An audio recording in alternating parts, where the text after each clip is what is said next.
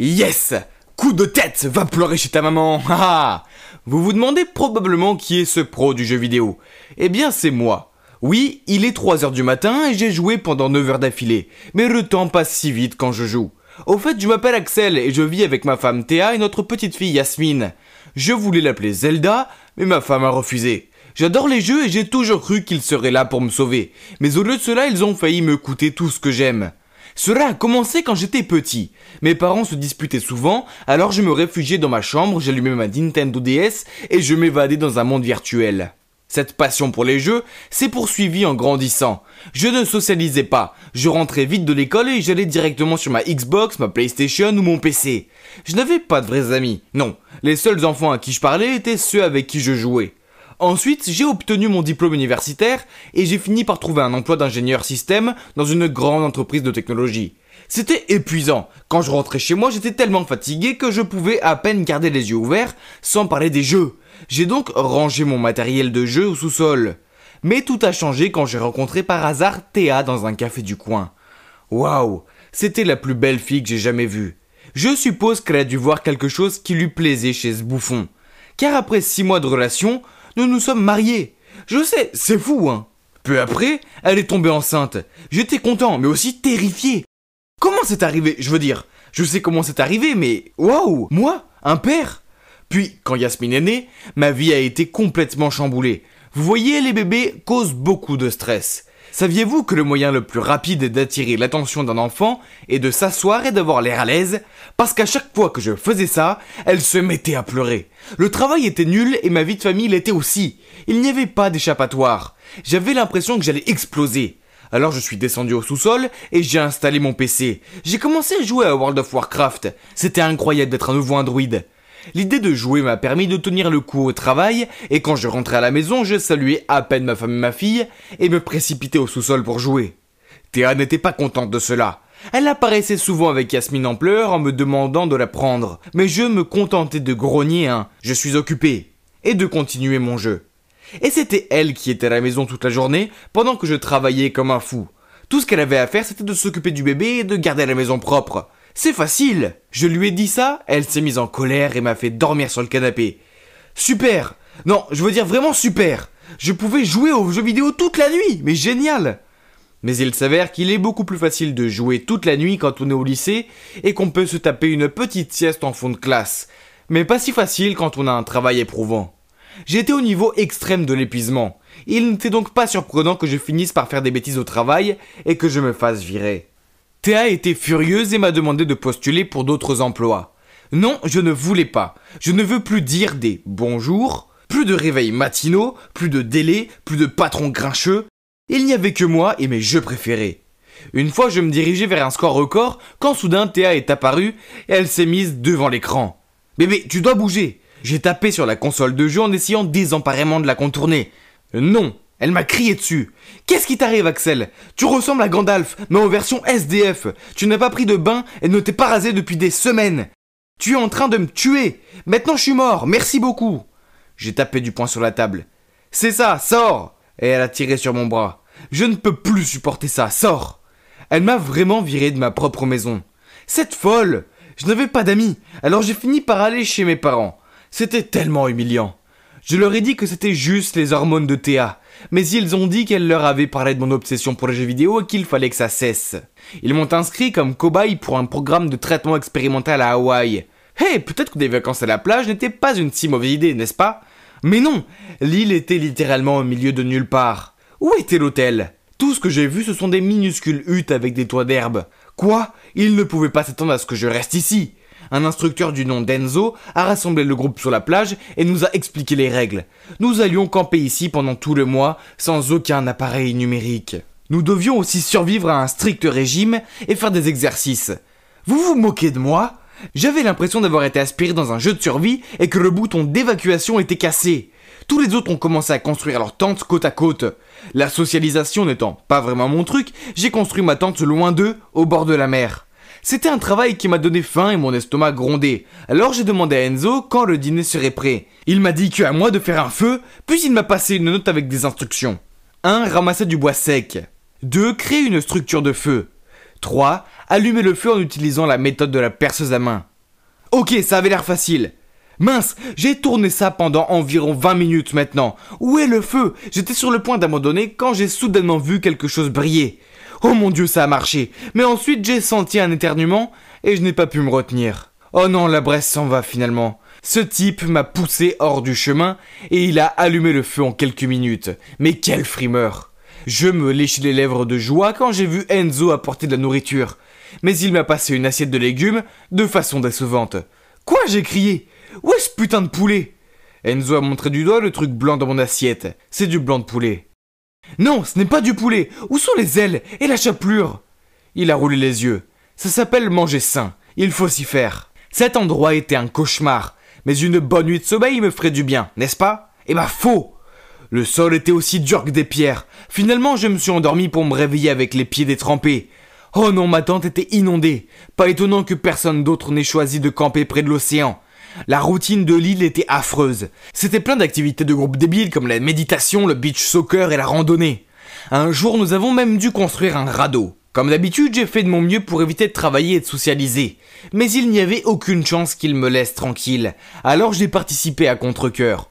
Une fois le radeau terminé, nous l'avons essayé. Mais il a vite chaviré et comme j'étais le seul à ne pas savoir nager, tout le monde s'est immédiatement précipité pour me sauver.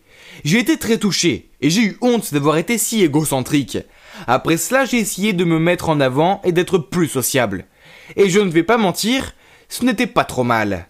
Ensuite, nous avons passé nos soirées à nous asseoir autour du feu de camp et à écouter les autres parler de leurs problèmes. Mon tour était facile pour moi, car je n'avais aucun problème. Le problème était ma femme, pas moi. Elle ne comprenait pas que j'avais beaucoup de pression au travail et à la maison. Alors jouer aux jeux vidéo était mon seul échappatoire. Tout le monde m'a fait des reproches et m'a regardé fixement. Puis un gars, nommé Samuel, a dit « Ce n'est pas cool mon frère ». Pour être honnête, j'étais pareil. J'étais accro au sport et je refusais d'aider ma femme. Nous avons donc échangé nos places et j'ai appris combien il était difficile de s'occuper des enfants et de la maison. Je savais que je devais changer avant de perdre ma famille pour toujours. C'est pourquoi j'ai rejoint le programme. Pauvre gars. Mais ce n'était pas la même chose pour moi, n'est-ce pas? Je ne sais pas. Peut-être que j'ai été un peu injuste avec Théa. Je pensais à ça en retournant à ma tante quand une fille nommée Mathilde m'a rattrapé. Elle a posé ma main sur mon épaule et a secoué ses cheveux. Était-elle en train de me draguer? J'ai agité mon ado de mariage devant elle, mais elle a juste haussé les épaules et dit « Je ne vois pas ta femme ici. Viens me voir quand tu auras changé d'avis. » Puis elle est partie. Bon sang, cette fille était folle, un peu sexy, mais quand même folle. Le lendemain, j'ai dézippé ma tente, prêt pour un autre jour dans ce cauchemar. Mais qu'est-ce que c'était, hein? C'était plutôt beau ici. C'était comme si je la voyais pour la première fois. Le sable étincelant, les palmiers qui se balançaient. Les plantes tropicales luxuriantes et le soleil lumineux. Théa et Yasmine adoraient être ici. J'espérais qu'elles me pardonneraient toutes les deux. Elles me manquaient tellement. À la fin du mois, je n'avais plus aucune envie de rentrer à la maison et de jouer à des jeux, mais plutôt de serrer ma famille dans mes bras et de ne jamais la laisser partir. La veille de notre départ, Enzo nous a récompensés par un appel téléphonique d'1 minute. Même si je voulais entendre la voix de Théa, j'étais un peu nerveux. J'espérais qu'elle n'était plus en colère contre moi. Le téléphone a commencé à sonner, mais un type a décroché. J'ai demandé où était Théa, mais il a dit qu'elle était sous la douche. Puis la ligne s'est coupée. Ma minute était écoulée. Mais qui était ce type? Avait-elle une liaison? On était toujours mariés, et nous avons un enfant ensemble. Furieux, j'ai couru dans la tente de Mathilde, voulant me venger de ma femme infidèle. Mathilde s'est approchée de moi et était sur le point de m'embrasser, mais je n'ai pas pu le faire. Alors je me suis esquivé, j'ai marmonné un désolé, et je me suis dépêché de partir. Le lendemain, j'ai finalement quitté l'île et je suis rentré directement chez moi pour confronter Théa. J'ai ouvert la porte pour voir un homme debout tenant ma petite Yasmine. Comment ose-t-il? J'ai crié « Éloignez-vous de ma fille !» Soudain, Théa est apparue. « Axel, arrête, c'est Paul !» J'ai réfléchi un moment. « Oh, attendez, c'était Paul, son demi-frère ?» Oups! Je ne l'avais jamais rencontré avant car il vivait à l'étranger. J'ai vite fait de m'excuser auprès de lui. Comme c'était embarrassant. J'ai remarqué que Théa me regardait bizarrement puis elle a dit « Wow, Axel, tu as l'air si différent !» Oh oui, avant d'être renvoyé chez nous, chacun d'entre nous a eu droit à un petit relooking. Une nouvelle coupe de cheveux, de nouveaux vêtements et un rasage. Et l'alimentation saine et l'exercice physique m'ont fait perdre 10 kilos. Je suppose que Théa n'a pas pu résister à ce nouveau mec canon. Elle est allée directement le serrer dans ses bras. Donc, à la fin, Théa m'a pardonné d'avoir été un gros connard. Maintenant, j'ai un nouveau travail. C'est assez ennuyeux, mais j'aime rentrer à la maison et passer du temps avec ma famille. Quant aux jeux, je les pratique toujours, mais avec modération. Seulement les mardis et les jeudis. Mais je m'assure de les éteindre avant 22h. Puis je vais faire des câlins à ma femme. Le monde des jeux est formidable, mais j'ai appris qu'il y a quelque chose d'encore mieux dans la vie. C'est de créer des souvenirs dans le monde réel avec mes filles. Je suis qui je suis, mais t'es juste trop égoïste pour l'accepter. Et aussi, tu aimes la personne que tu as créée dans ton fantasme, pas moi. Donc je pense qu'on devrait en finir ici. C'est pour le mieux. Alors, c'est moi là, ouais, la fille qui pleurniche. Et le garçon, c'est Édouard, l'amour de ma vie. Je savais que ça arriverait. C'était écrit dans mon horoscope, et celui d'Édouard. C'était écrit dans les étoiles. Comme c'était injuste. Tout a commencé par une journée normale et ensoleillée. J'ai commencé ma journée, comme je le faisais toujours, en lisant mon horoscope. Mes yeux se sont écarquillés quand j'ai vu ce qu'il disait. Aujourd'hui, vos chemins vont se croiser avec votre âme sœur. Oh, ça y est, j'allais enfin rencontrer mon prince charmant. J'étais tellement contente que j'ai pris le chemin de l'école en sautillant. Ah, et au fait, je suis un soleil taureau et une lune poisson. Je comprends que tout le monde n'est pas aussi informé de ces choses que moi, mais en gros, ça signifie que je suis une fille timide, qui est craintive avec les étrangers, mais j'ai une grande empathie envers les autres. Cependant, mon principal trait de caractère est que je rêvasse pour échapper à la réalité. Le problème avec le fait d'être une rêveuse, c'est que les autres me disent constamment que je devrais être plus forte, plus effrontée, plus insolente. Non merci. C'est pas parce que je suis... Sérieusement, il devrait emprunter mon livre « Tout ce que vous devez savoir sur votre signe astrologique » et le consulter. Ou aller trouver un lion. Je fais tellement confiance à mes horoscopes que je vis ma vie en fonction d'eux. En fait, les horoscopes m'ont sauvé la vie plus d'une fois. Par exemple, il y a eu ce jour où j'ai refusé d'aller en classe à tout prix parce que mon horoscope du jour disait « Vous pourriez être victime d'un accident au travail ou à l'école, alors faites attention ». Et vous ne croirez pas ce qui s'est passé en cours de sciences. Un de mes camarades de classe a renversé de l'acide partout. Heureusement, personne n'a été blessé. Mais quand même, Dieu merci, je n'étais pas là. Les horoscopes sont très importants pour moi. Mais aussi mon amour pour les séries coréennes. Surtout les séries romantiques. Ah, j'adore. J'imagine toujours toutes sortes de situations mignonnes dans lesquelles je trouverai l'amour de ma vie, qui soit aussi beau, aussi drôle et aussi attentionné que les hommes principaux des séries dramatiques. Et c'est pourquoi aucun homme que j'ai vu n'a jamais répondu à mes attentes. Mais mon horoscope disait que ça allait arriver. Alors j'étais catégorique. Je me demandais à quoi il ressemblerait et quel serait son signe astrologique. Il devait sûrement être Cancer, n'est-ce pas? On se rencontrerait par hasard, on tomberait amoureux, on surmonterait toutes sortes de difficultés ensemble et on vivrait heureux pour toujours. Ah oui, c'était tellement exaltant. Je rêvassais près de mon casier quand j'ai entendu des filles chuchoter à propos d'un nouveau garçon nommé Édouard. Curieuse, je me suis faufilée dans la foule et... Oh mon Dieu! Ce gars avait un visage d'un Adonis grec. Est-ce qu'il pourrait être mon prince? Il n'y avait qu'une seule façon d'en être sûre. Je devais découvrir son signe astrologique. Mais, comme je l'ai dit, je suis une fille timide. Alors je n'allais pas m'approcher de lui et lui demander sa date de naissance, parce qu'il m'aurait prise pour une fofolle. J'ai continué à penser à mon dilemme et puis, bingo, j'ai trouvé une idée géniale et infaillible. Vous voyez, être un poisson a de nombreux avantages. Comme il était nouveau, son dossier serait à la réception pour que Madame Shillington s'en occupe. J'ai attendu le début de la pause déjeuner parce que je savais que je serais plus calme là-bas. Et je me suis faufilée jusqu'à son bureau et j'ai scanné le dossier d'Édouard. Quoi? Il est bélier, complètement mon opposé.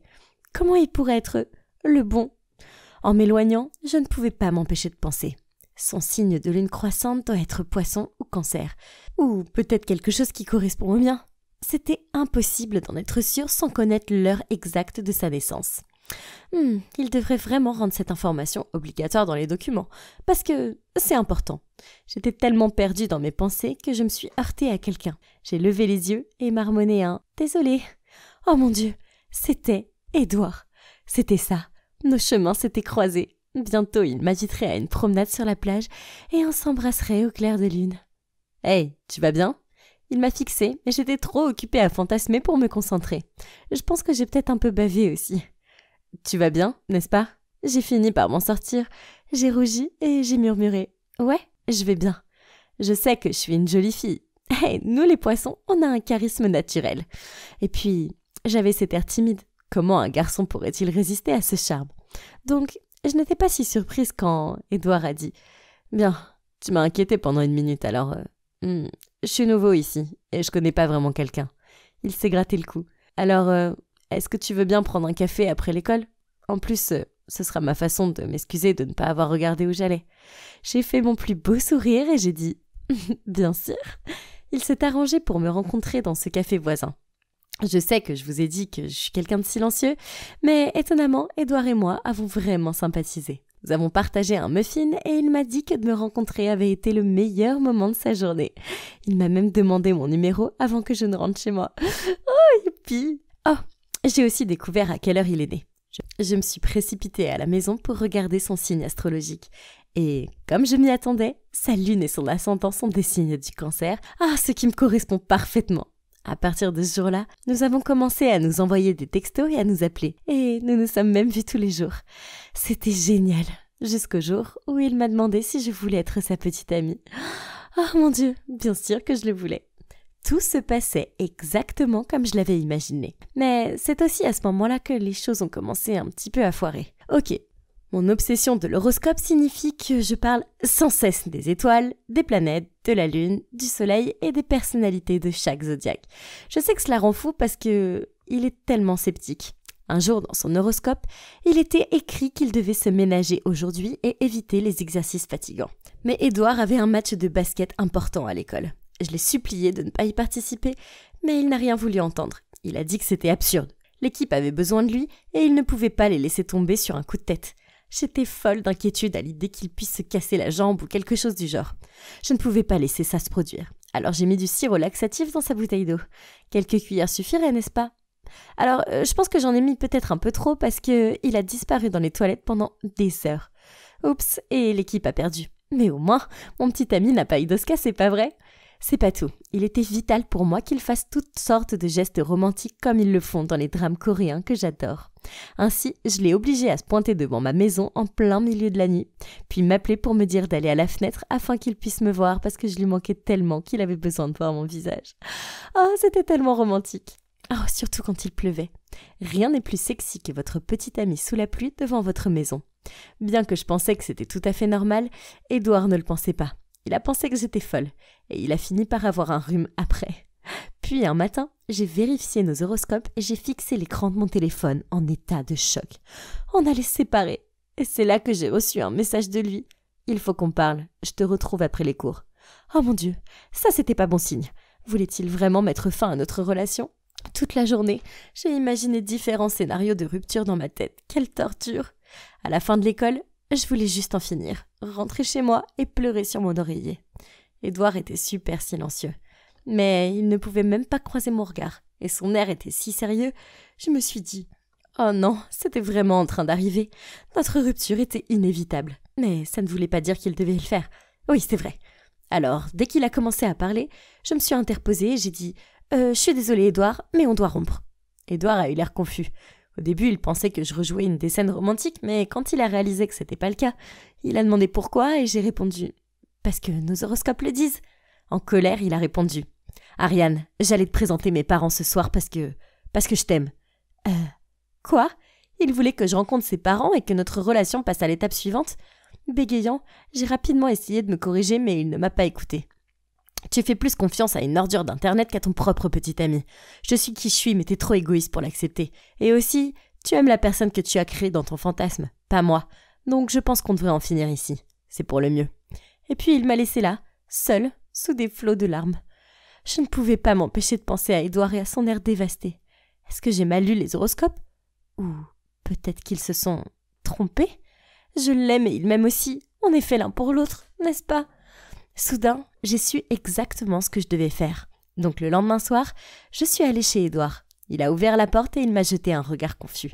« Ariane, qu'est-ce que tu fais ici ?»« J'ai tout gâché et je suis vraiment désolée. S'il te plaît, pardonne-moi. » Il a reniflé, c'est vrai. Et si ton horoscope te dit quelque chose demain, alors quoi ? Ça n'a pas d'importance. J'ai secoué la tête. Je suis prête à faire quelques changements. Pourquoi tu crois que je suis ici ? Je suis prête à passer à l'étape suivante de notre relation et à rencontrer ta famille. J'ai brandi une boîte de chocolat. Ta mère aime les chocolats ? Oui, Ariane, ma mère aime les chocolats, mais je t'aime encore plus. Ouf. Donc j'ai retrouvé mon petit ami et j'ai aussi rencontré sa famille, qui s'avère être super sympa. J'ai essayé de pas trop parler d'horoscope, mais j'ai peut-être demandé à sa gentille maman si elle était balance. Ouais, elle l'est, je le savais. Pour l'instant, je lis toujours mes horoscopes, mais je ne les prends plus aussi littéralement. J'ai appris que les étoiles disent les possibilités, pas la vérité. Et en fin de compte, tout ce qui m'arrive est basé sur mes propres décisions et choix.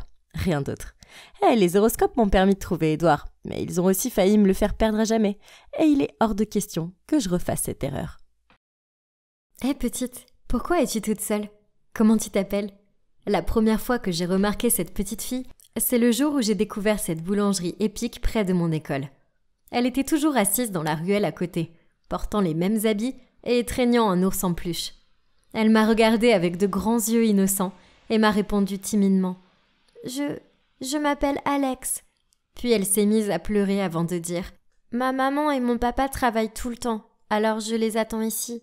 Parfois, ils partent plusieurs jours. » Oh, pauvre petite fille, elle doit mourir de faim parce qu'elle regarde constamment mon sachet de viennoiserie. Je lui en ai donné un et elle m'a dit que les pains au chocolat étaient ce qu'elle préférait. Waouh, comme moi.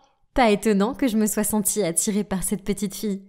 Elle l'a mangé si vite que je lui ai dit que j'allais lui en acheter un autre. Je ne supportais pas de la voir affamée.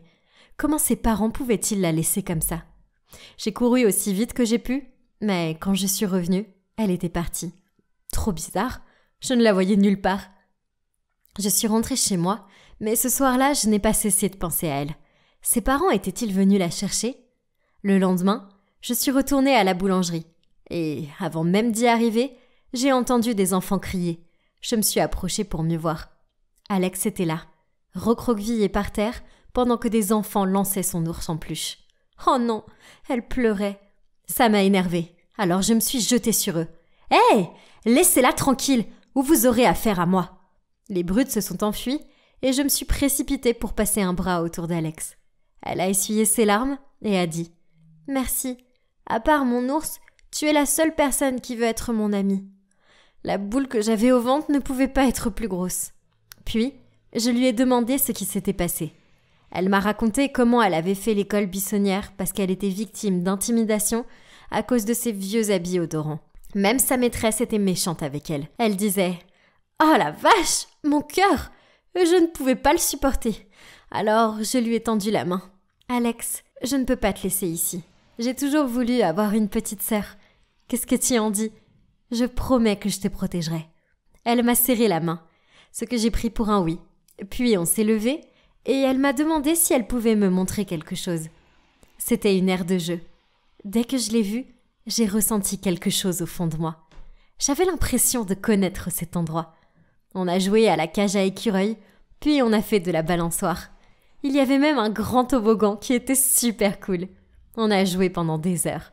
C'était comme si j'étais revenue en enfance. Enfin, si seulement je pouvais me souvenir de mon enfance. De ce que je sais, quand j'avais 8 ans, j'ai eu un gros accident. J'ai subi un traumatisme cérébral et toute ma mémoire s'est envolée. Depuis, j'ai suivi des thérapies et pris des médicaments. Mais c'est étrange d'être incapable de se rappeler de quoi que ce soit de ma vie d'avant. J'essaie de me concentrer sur le présent et je sais que j'ai de la chance d'être encore en vie. Cependant, parfois les migraines de l'accident deviennent vraiment insupportables. Et c'est exactement ce qui s'est passé quand on était sur les balançoires. Je regardais le ciel en rigolant et la minute d'après, je me suis sentie glisser de la balançoire et atterrir par terre. La dernière chose dont je me souviens, c'est de voir Alex courir dans ma direction. Quand j'ai rouvert les yeux, j'étais dans un lit d'hôpital et mes parents me serraient les mains. Ces derniers temps, mes migraines devenaient plus fréquentes et ça inquiétait mon père et ma mère. Ma première pensée a été « Où est Alex ?» J'ai demandé à mes parents s'ils avaient vu une petite fille de 8 ans, mais ils ont eu l'air confus. J'ai compris qu'elle avait probablement pris peur et s'était enfuie. Elle ne quittait pas mes pensées pourtant. Alors dès que je suis sortie de l'hôpital quelques jours plus tard, j'ai commencé à la chercher. Mais elle n'était nulle part. Mais un élan en moi me poussait à continuer à la chercher. Je ne pouvais pas l'abandonner. Il fallait que je la trouve. J'ai couru jusqu'à l'aire de jeu où j'ai été soulagée de la voir sur une balançoire. Elle avait l'air triste, alors je lui ai demandé ce qui s'était passé et elle a éclaté en sanglots. « Ma famille, on a tout perdu. Un gang a ravagé notre maison. Ils ont tout pris. » Même moi, je me suis mise à pleurer après son récit. Comment pouvait-on être aussi cruel? Elle m'a ensuite dit qu'elle n'avait pas mangé depuis des jours, parce que ses parents n'avaient pas les moyens. Heureusement, j'avais apporté 2 pains au chocolat qu'elle a engloutis aussitôt. En même temps, mon esprit carburait pour venir en aide. Mais mes économies étaient à peine suffisantes pour couvrir ses besoins. Mais peut-être que mes parents pourraient aider. Ils donnaient de l'argent à une église, donc j'étais sûre qu'ils seraient heureux d'aider Alex. J'ai appelé ma mère, et elle a répondu qu'elle serait heureuse de rencontrer Alex pour voir ce qu'il pouvait faire. J'ai raconté la bonne nouvelle à Alex, et on est allé chez moi.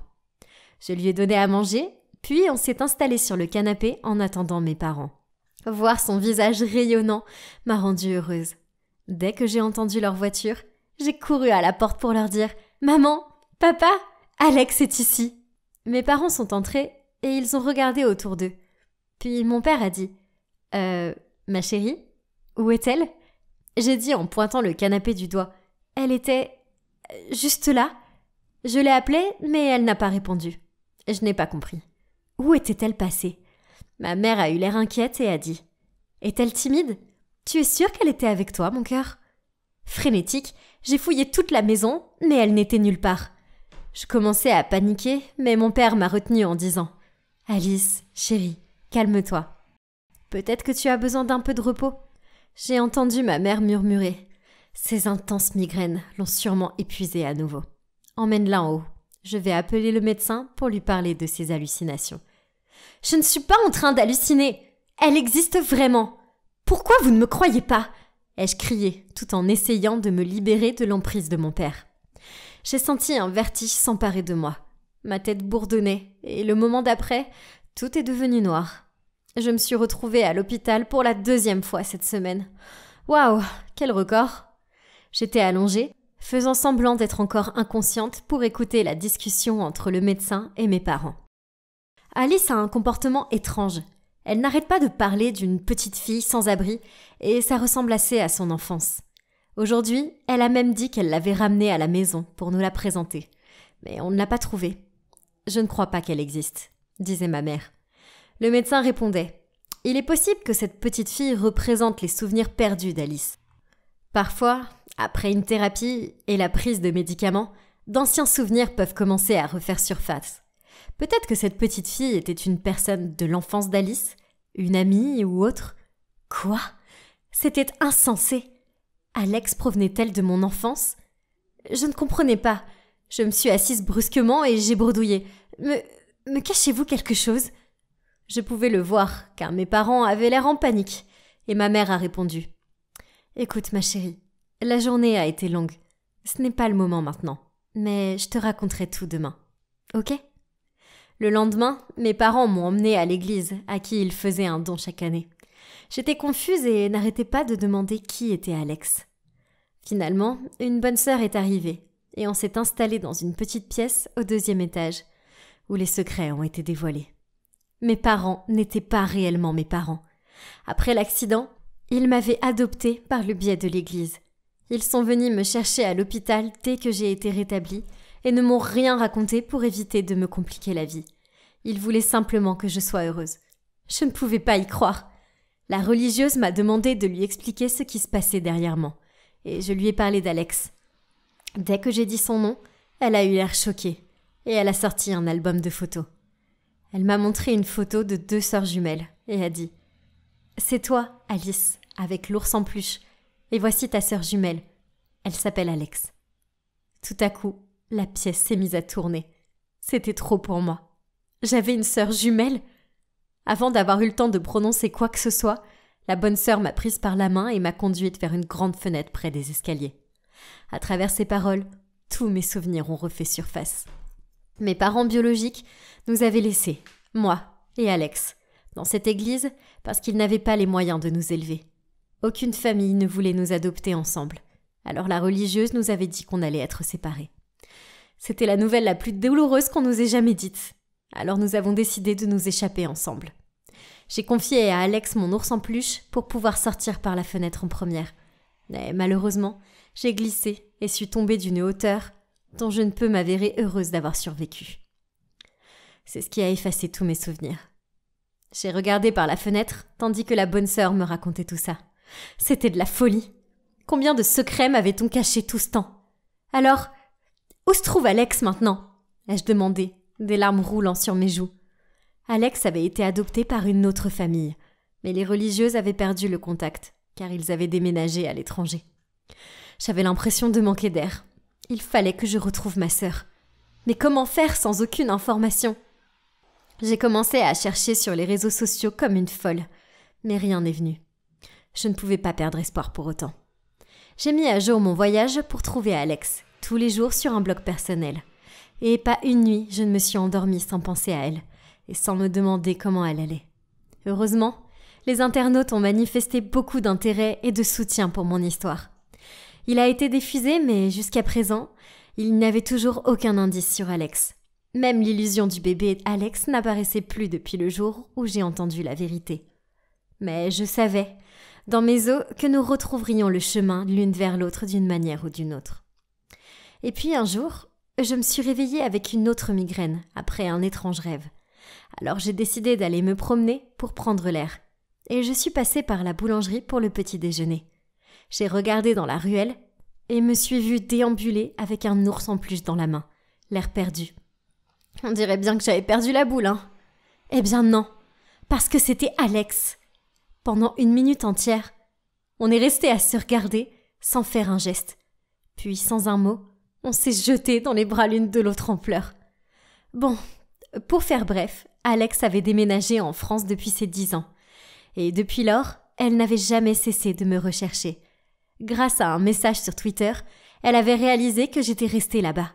Alors, elle a postulé pour étudier en Amérique afin de me retrouver. Et voilà, elle était là, juste devant moi. Les mots ne peuvent pas exprimer combien ça semble toujours irréel de la voir à chaque fois. Oh, ne vous inquiétez pas.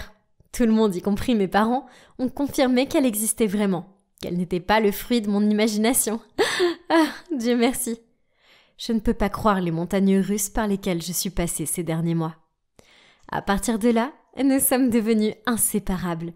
Et maintenant, on envisage d'emménager ensemble. Il ne nous reste plus qu'à trouver nos parents biologiques. Alex se souvient clairement d'eux. Alors, elle me raconte tous les détails des 8 premières années de notre existence passées ensemble. Alors, souhaitez-nous bonne chance.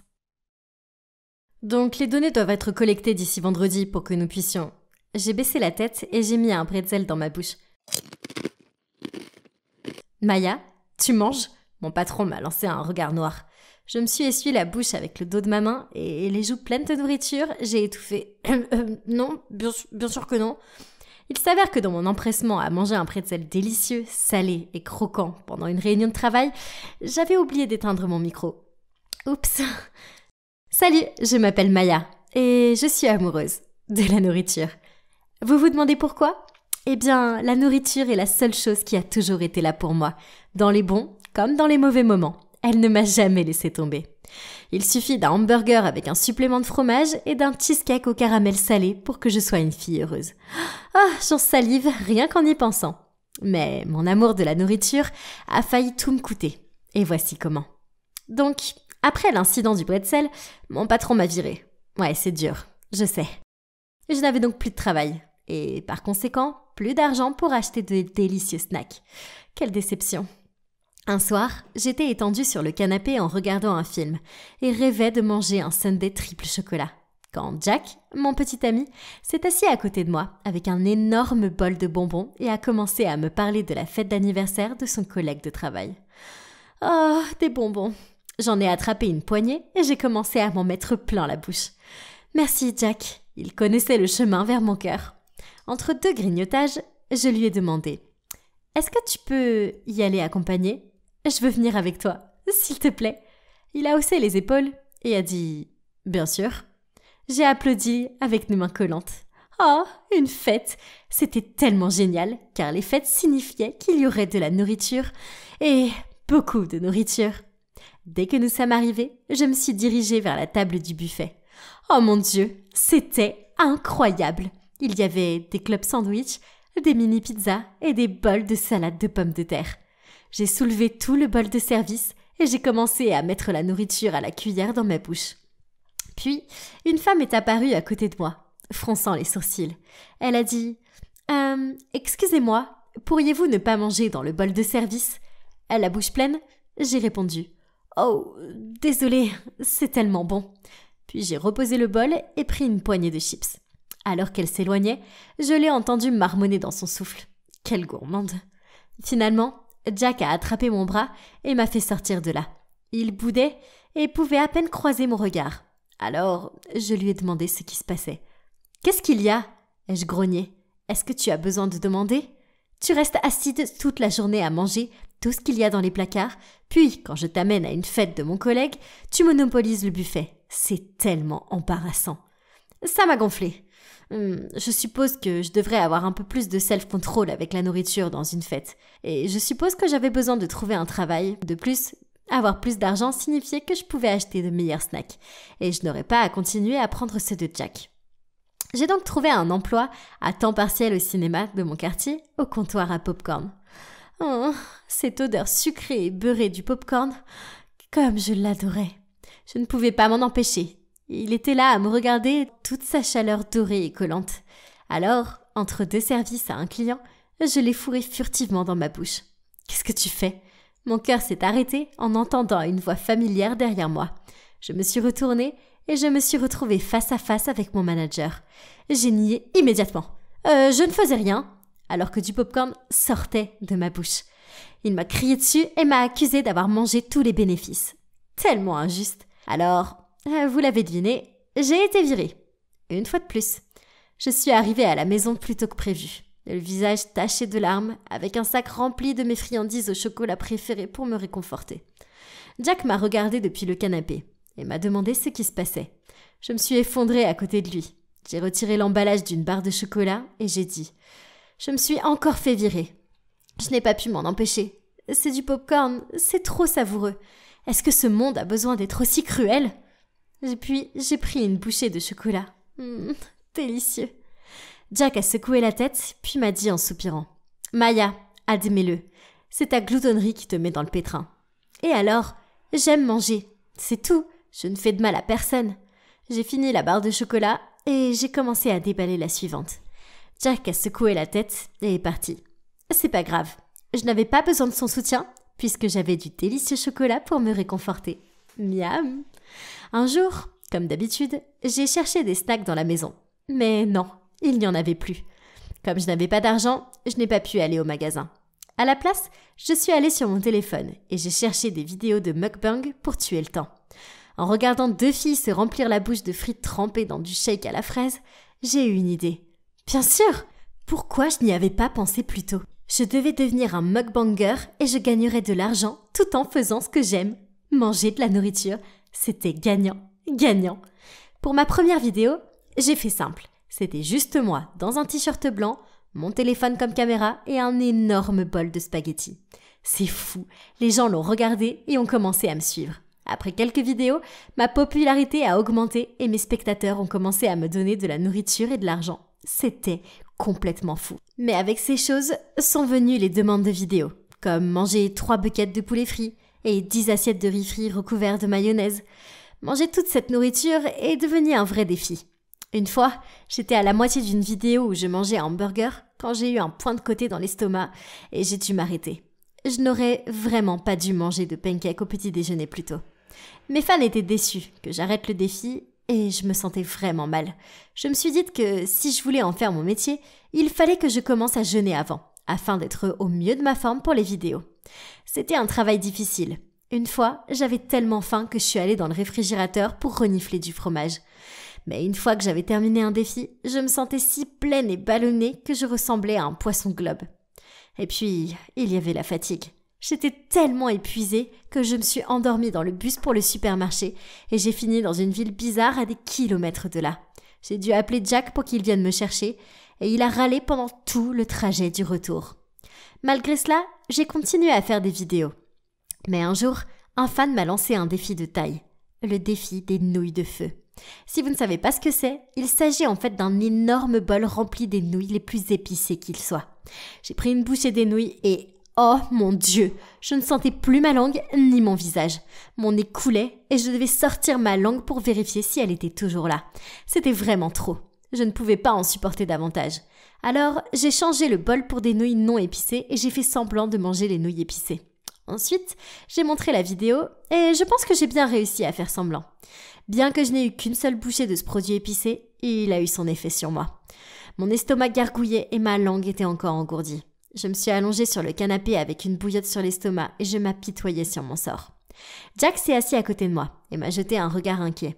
« Maya, tu dois arrêter ce truc de vidéo et trouver un vrai travail. » Avec ma langue gonflée, j'ai réussi à bafouiller. Manger dans des vidéos, c'est un vrai travail. Jack a secoué la tête. La gourmandise n'est pas un passe-temps. Tout le monde se moque de toi. Mais allô, j'étais payée pour manger. Et ces vidéos aidaient de nombreuses personnes solitaires à avoir de la compagnie pendant un repas. Il riait avec moi. Pas de moi. Bon sang, Jack était tellement ennuyeux par moments. Entre le défi des nouilles épicées et un défi bizarre de manger des insectes dans lequel j'ai utilisé des verres en gelée recouverts de chocolat au lieu des vrais. Faire semblant est devenu une norme pour moi. Très vite, les articles ont commencé à circuler disant que j'étais une fausse mangeuse. Des articles tels que « Elle fait semblant tout le temps » et « Pas étonnant qu'elle soit toujours en forme » ont surgi partout. Après cela, je n'ai pas eu d'autre choix que de manger en live stream. Beaucoup de mes fans m'ont encouragé à le faire, mais c'était vraiment un travail difficile. Il n'a pas fallu longtemps pour que les kilos s'accumulent, et en un mois, j'avais pris 2 tailles de robe et je me sentais très faible.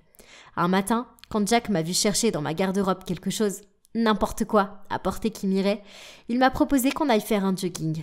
J'ai regardé mon jean préféré qui ne dépassait plus mes cuisses et j'ai décidé d'y aller. Je suis arrivée au bout du pâté de maison et waouh, il faisait chaud. Mais je ne pouvais pas respirer. J'étais accroupie, agrippée à une barrière pour me soutenir quand une femme enceinte est passée. Tu as une telle inspiration, courir à ton âge et après avoir donné naissance, même sans celui-ci. Elle a tapoté mon ventre. Je ne serais pas capable de le faire. Quoi ? Elle pensait que je venais d'avoir un bébé et que j'étais vieille. Ah, génial ! Et maintenant, Jack a éclaté de rire lui aussi. Je me sentais mal. Avais-je vraiment l'air si mal en point ?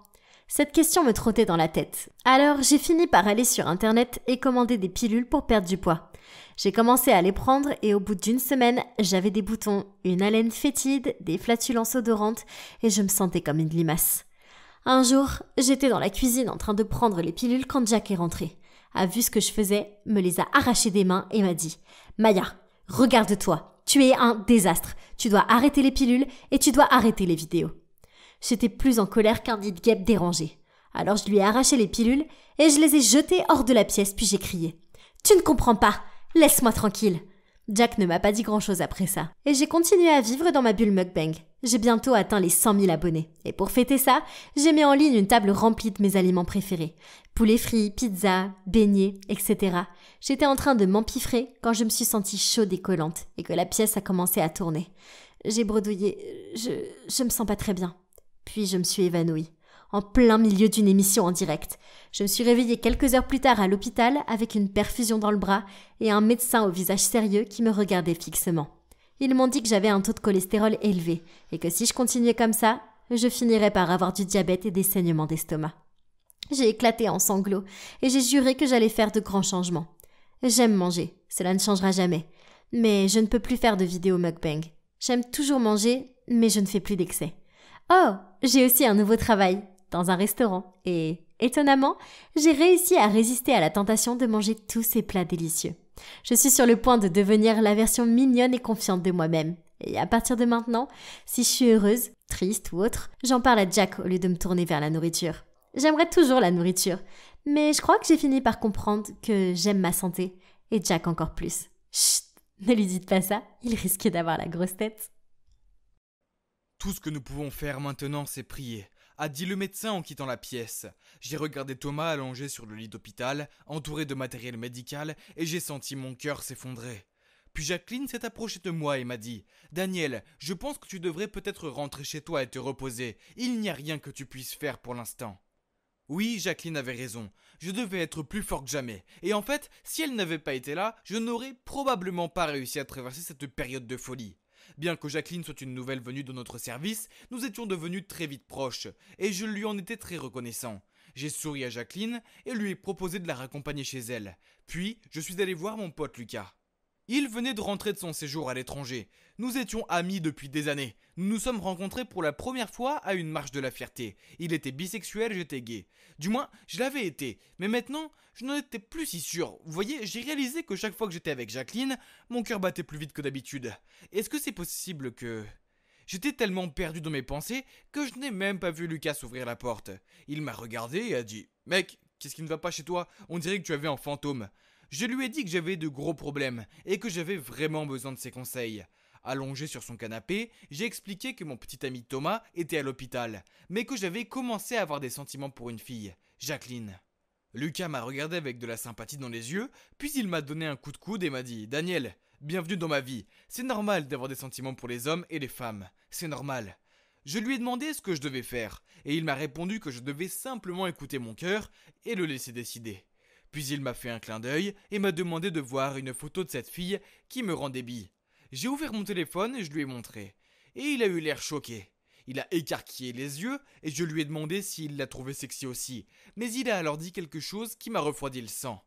« C'est mon ex-copine, mec. Waouh, quoi?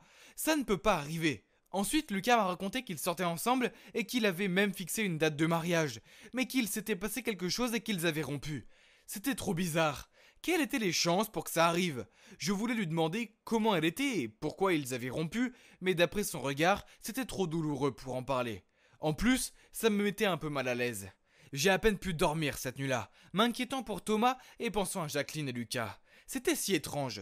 Le lendemain, alors que je me concentrais sur mon travail, mon directeur est soudainement venu me dire « Daniel, félicitations, tu te débrouilles si bien, je ne m'attendais pas à ce qu'un membre de ton équipe réussisse à être promu si rapidement. » Hein? Mais de quoi parlait-il? Personne n'avait été promu? J'étais si confus. Il a remarqué mon air perplexe et a dit « Tu ne savais pas, Jacqueline a repris le rôle de Thomas en tant que directrice. » Quoi? Comment c'est arrivé? Je l'ai regardé avec surprise et il a continué. La rumeur dit que Jacqueline est la fille du président. Il est donc normal qu'elle prenne la relève. Elle a clairement bien caché son identité, n'est-ce pas? Puis il a juste ri et est parti. Attendez, si Jacqueline était la fille du président, cela signifie qu'elle était liée à Thomas. Elle était la sœur de Thomas? Non? Mais ce n'est pas possible. Elle avait agi comme si elle ne le connaissait pas à l'hôpital ce jour-là. J'ai rapidement couru pour la trouver et lui dire « Hey Jacqueline, pourquoi tu m'as pas dit que tu étais la sœur de Thomas? Tu sais que ton frère et moi sommes amoureux. Pourquoi tu me l'as caché ?» Jacqueline soupire et répond « En fait, je ne voulais pas te le cacher. Mais mes parents m'ont envoyé pour aider Thomas à diriger l'entreprise. Je n'ai aucune expérience et je voulais que tout le monde me traite comme une nouvelle recrue et que je puisse apprendre. C'est pourquoi j'ai caché mon identité. Je suis vraiment désolé. » Je suppose qu'elle a fait la bonne chose. Comme j'avais entendu beaucoup de ragots dans mon dos quand j'ai commencé à sortir avec Thomas. Alors j'ai sympathisé avec elle. Mais maintenant, tout avait un sens. La raison pour laquelle j'avais le béguin pour Jacqueline, c'est qu'elle ressemblait tellement à Thomas. Les mêmes yeux bleus profonds, les mêmes pommettes, même les mêmes gestes. Elle avait aussi les mêmes allergies aux crevettes. Et ils avaient tous les deux cette habitude de faire tourner leur stylo quand ils sont au fond de leurs pensées. Comment n'avais-je pas remarqué cela avant? Et si je n'étais pas amoureux de Jacqueline? J'étais juste amoureux de sa ressemblance avec Thomas. Ok, ça m'a aidé à me sentir beaucoup mieux. Donc, c'était Thomas que j'aimais après tout. Le lendemain, je suis allé rendre visite à Thomas avec un énorme bouquet de tournesol, ses préférés. En passant par l'entrée, j'ai aperçu Lucas. « Hey, on se rencontre à nouveau !» J'ai crié « Qu'est-ce que tu fais ici ?» Il m'a raconté qu'il rendait visite à son ex qui avait eu un accident. Et j'ai dit que je rendais visite à mon petit ami, qui avait eu un accident. « Marchons ensemble. » J'ai demandé « Dans quelle chambre est ton ex ?»« 1502, a dit Lucas. « T'es sûr ?» C'était la chambre de Thomas. J'ai pensé, puis j'ai compris. « Attends, ton ex s'appelle Thomas ?» J'ai demandé en espérant vraiment que ce ne soit pas le cas. « Comment tu le sais ?» Lucas a riposté. « Parce que Thomas est mon petit ami, j'ai dit. » C'était vraiment trop gênant. Comment était-il possible d'avoir autant de coïncidences? Je n'arrivais pas à y croire. Lucas a été choqué aussi et a dit que Thomas était la raison pour laquelle lui et Jacqueline avaient rompu. Il est tombé amoureux de Thomas. Et la famille Thomas a été tellement bouleversée par cela qu'elle a mis Thomas à la porte. Oh, c'est pour ça que Thomas ne parlait jamais de sa famille et qu'il m'a dit de ne jamais poser de questions à leur sujet. Après sa détresse, malheureusement, leur relation n'a pas fonctionné. Alors Lucas a fait ses valises et a décidé d'aller étudier à l'étranger pour prendre un nouveau départ. Oh mon Dieu, c'était beaucoup à digérer. Je n'ai pas pu m'empêcher de me demander comment Jacqueline s'est sentie quand elle a découvert que son futur mari était amoureux de son frère. Lucas et moi étions choqués tous les deux, mais pas autant que nous allions l'être un moment plus tard. Nous étions sur le point d'entrer dans la chambre de Thomas quand nous avons entendu la voix de Jacqueline. Elle parlait d'un ton méchant en disant « Thomas, attends un peu! Comment te sentirais-tu quand ton petit ami tombera amoureux de moi ?» Ça va être douloureux, non? Je vais le pousser à te quitter et je te rendrai la monnaie. Après tout ce que tu m'avais fait. Il est temps de goûter à ton propre poison. Je me suis figé quand je l'ai entendu dire ça. Je me suis tourné vers Lucas et il était tout aussi choqué que moi. Soudain, il a franchi la porte et je le suivis en trombe. Jacqueline a failli tomber de sa chaise de surprise en nous voyant. Pourquoi? Pourquoi êtes-vous ici ensemble? A-t-elle dit. Hey, étrange, dit Lucas. Allez Jacqueline, laisse tomber, ça fait longtemps. C'était fini entre nous, laisse tomber, et passe à autre chose. Lucas était tellement en colère, mais Jacqueline s'est contentée de rire et de dire « Reprends-toi, Lucas, il ne s'agit pas de toi, je n'ai plus de sentiments pour toi. Je veux juste me venger de mon frère. » C'était si cruel de sa part de te voler et de ruiner ma vie comme ça. Puis les yeux pleins de haine, elle s'est retournée pour regarder le pauvre Thomas étendu là. J'étais furieux, j'ai réalisé exactement ce que Jacqueline faisait. Flirter délibérément avec moi pour m'éloigner de Thomas. Comment a-t-elle pu? Je l'ai confrontée sur le champ. Qu'est-ce qui ne va pas chez toi? Pourquoi tu me traites comme ça? Et ton pauvre frère? Je ne m'attendais pas. Mais avant que je puisse continuer, elle m'a interrompu et a dit « Daniel, attends, écoute-moi s'il te plaît. C'est vrai que c'était mon intention au début, mais ensuite je suis tombée amoureuse de toi. Et je pensais que tu commencerais à tomber amoureux de moi aussi. Je suis vraiment désolé. » Jacqueline a alors essayé de me prendre la main, mais j'étais dégoûté. Je l'ai repoussé et j'ai dit « Éloigne-toi de moi, je ne veux plus te voir. » Jacqueline a commencé à pleurer, mais j'étais trop bouleversé pour être dérangé. J'étais tellement horrifié qu'elle ait pu faire ça. J'étais déçu de moi aussi, d'être tombé dans son piège. Pauvre Thomas, il ne méritait pas du tout ça. Je l'ai regardé fixement allongé sur le lit d'hôpital, et s'il savait. J'ai continué à le fixer et je jure avoir vu ses doigts tressaillir. Oh mon Dieu, il se réveillait. Lucas est rapidement allé chercher le médecin, tandis que je restais avec Thomas et essayais de lui parler. Thomas, tu es réveillé? Les médecins ont fait quelques tests et ont dit que Thomas avait finalement repris conscience et qu'il allait bientôt se réveiller correctement. Lucas et moi étions aux anges, j'étais tellement soulagé qu'il aille bien, et il semble que Jacqueline ait ressenti la même chose, car elle se tenait silencieusement dans un coin de la pièce, des larmes coulant de ses yeux jusqu'au coin de sa bouche, qui s'est révélée en un sourire le plus subtil. Et comme prévu environ une semaine plus tard, Thomas a ouvert les yeux. Je n'ai jamais été aussi heureux de ma vie. Il a commencé la thérapie physique et j'ai passé beaucoup de temps à l'aider. Bien sûr, Lucas est venu me rendre visite aussi. Et nous avons tous bien ri de la façon dont nous étions liés. Ça devait être le vrai destin, car appeler ça des coïncidences serait un euphémisme. Quant à Jacqueline, elle avait juste disparu. Mais quelques jours plus tard, alors que Thomas, Lucas et moi discutions à l'hôpital, un email est apparu sur mon téléphone. C'était Jacqueline, et elle disait qu'elle était tellement désolée pour ce qu'elle avait fait, et qu'elle espérait que Thomas et moi pourrions lui pardonner. Elle a ensuite dit qu'elle nous souhaitait que du bonheur. J'ai dit à Thomas et Lucas la bonne nouvelle, et nous étions tous si soulagés. Peut-être que nous pourrions tous être amis après tout. Je veux dire, Jacqueline pourrait devenir ma belle-sœur un jour, n'est-ce pas? La vie peut être aussi drôle. Je suis content que Lucas soit apparu à ce moment-là, et que tout était révélé au grand jour. Je ne me serais jamais pardonné si j'avais quitté Thomas pour sa sœur. Thomas a toujours été le bon pour moi. C'était le 31 mars, un jour ordinaire, pas vrai? Eh bien oui, mais pas le lendemain, non, car c'était le jour du poisson d'avril. Un farceur comme moi attend toute l'année, ce jour où je peux faire des blagues aux gens sans qu'ils soient fâchés contre moi. J'ai planifié mes tours depuis des mois et ça va être tellement amusant. Je me suis tournée vers ma meilleure amie Aya et avec un sourire sournois, j'ai dit « Tu n'as qu'à attendre, demain mes idées de farce vont être légendaires !»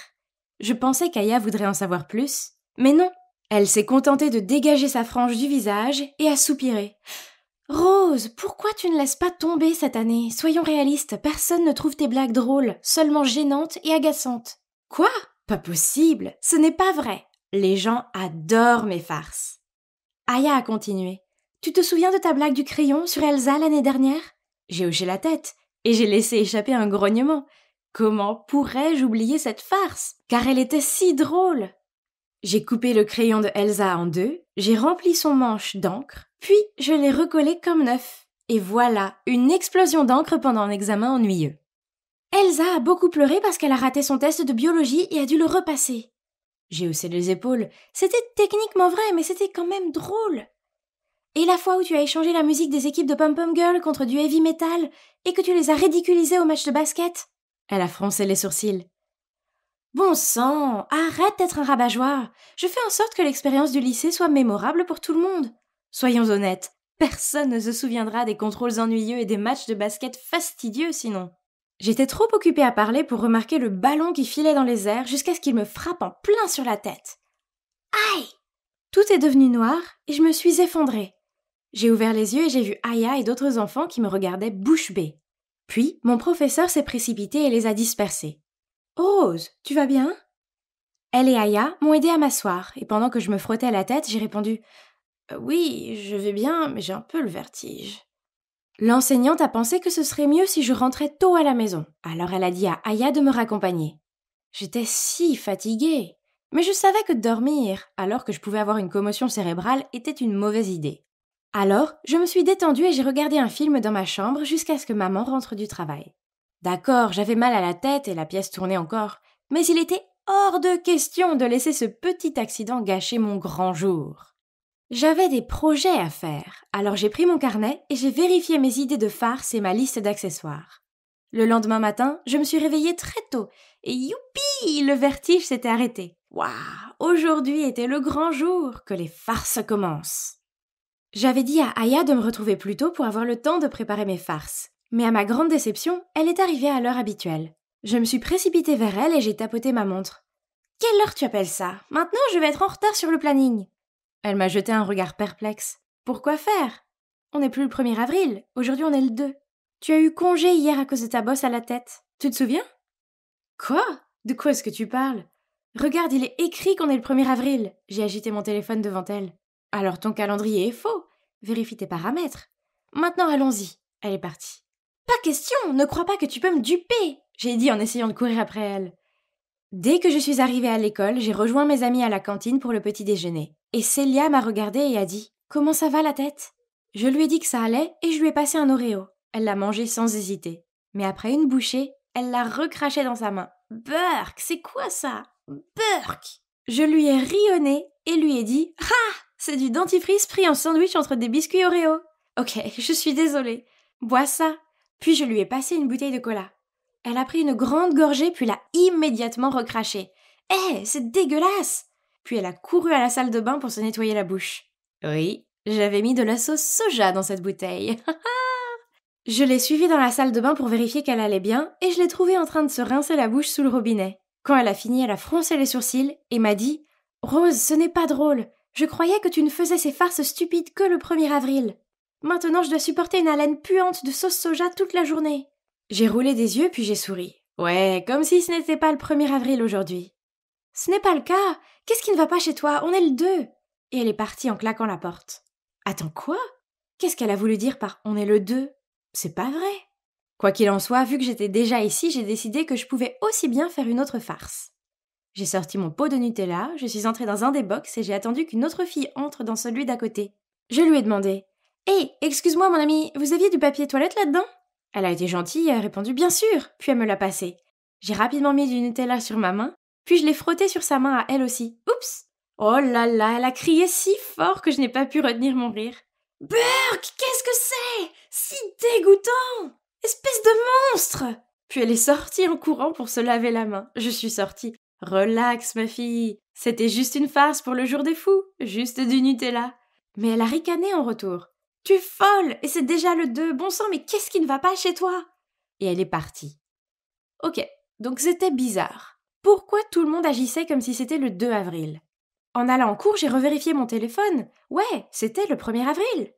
Ok, j'ai compris. C'était la tentative stupide de tout le monde de me duper. Bien essayé, mais ça ne marchera pas. Comme on était le 1er, ça voulait dire que c'était l'heure du cours de maths. J'ai pris ma place en classe et j'ai attendu. Mais pourquoi Monsieur Simon, le professeur de chimie, est-il entré ? Il nous a dit de nous préparer pour notre prochaine leçon dans le laboratoire. Hein ? Qu'est-ce qui se passait ? J'étais si confuse. C'était l'emploi du temps de demain, non ? Puis, il s'est assis sur la chaise sans aucun soupçon et... un gros bruit de paix a retenti. J'ai tellement ri que j'avais mal aux côtes. Je n'arrivais pas à y croire. Je fais ça chaque année, mais il se trompe à chaque fois. Mais... attendez, pourquoi tout le monde était-il si calme ? J'ai regardé autour de moi et j'ai réalisé que j'étais la seule à rire. Oh, allez tout le monde, c'était amusant, la blague typique du poisson d'avril. Monsieur Simon a brandi le coussin péteur et m'a jeté un regard sévère. Rose, je n'attends pas ce comportement de quelqu'un de ton âge, surtout que ce n'est même plus un poisson d'avril. Et croyez-le ou non, tous mes camarades de classe étaient d'accord avec lui. C'est pas vrai. Tout le monde était fou. Non, c'est le 1er avril, je le sais, vous mentez tous. ai-je répondu en panique avant de rassembler mes affaires et de sortir de la classe en courant. J'avais vraiment besoin d'un peu d'espace pour réfléchir à tout cela. Tout était tellement fou. Je n'aurais pas pu m'évanouir pendant toute une journée, n'est-ce pas? Ou bien la balle m'a frappé si fort que j'ai perdu la mémoire? Je me souviens d'avoir dîné, puis d'avoir veillé tard pour planifier mes farces, et je sais que j'étais fatiguée, mais ce n'était pas possible. C'était eux les fous, pas moi. Bref, c'est l'heure du labo, j'étais la dernière à entrer, je me suis assise à mon banc et j'ai commencé l'expérience. Je suppose que je ne me concentrais pas correctement. Alors que je versais le produit chimique dans le bécher, boum! L'instant d'après, j'étais couverte d'une étrange poudre verte. Pourtant, personne ne riait, au contraire. Ils me regardaient tous et me demandaient si j'allais bien. Puis M. Simon leur a demandé à tous pourquoi cette bouteille de produit chimique est-elle ici? Quelle erreur! Embarrassée, j'ai couru à la salle de bain pour me nettoyer le visage. Bon sang, je ressemblais au Grinch. C'était super difficile à enlever en frottant. Aïe! J'espérais ne pas garder cette couleur pour toujours. Mais était-ce une blague de quelqu'un? Mais si c'est le cas, pourquoi personne n'a ri? J'aurais sûrement ri à leur place. Finalement, la poudre verte a commencé à se détacher et je suis retournée en classe. Sur le dessus de mon sac à dos, il y avait une note pliée avec mon nom dessus. Je l'ai ouverte. Salut Rose, il y a quelque chose d'important que je veux te dire. Retrouve-moi dans le hall après le cours. Marcel, X.